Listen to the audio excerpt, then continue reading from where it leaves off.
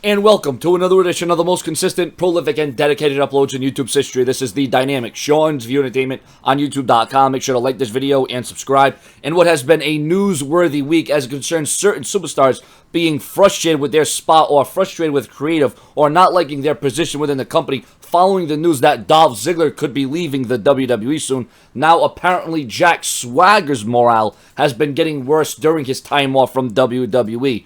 And it's getting so bad that he's considering leaving the company very soon if things don't turn around for him.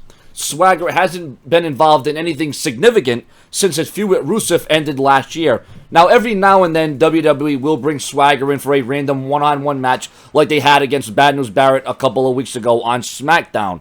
There's a chance that WWE will be able to convince Swagger to stay, but if Jack Swagger is too hard-headed about it, it's very likely that because he's not a top guy, WWE will just let him go.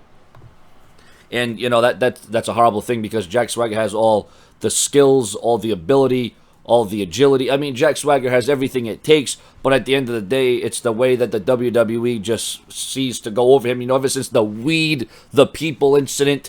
And, you know, Jack Swagger, you know, the guy's a former world champion.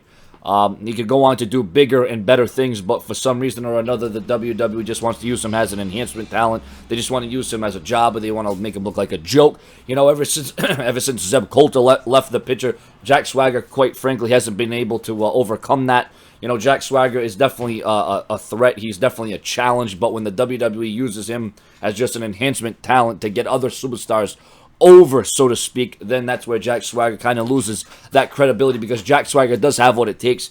You know, he's got the skill.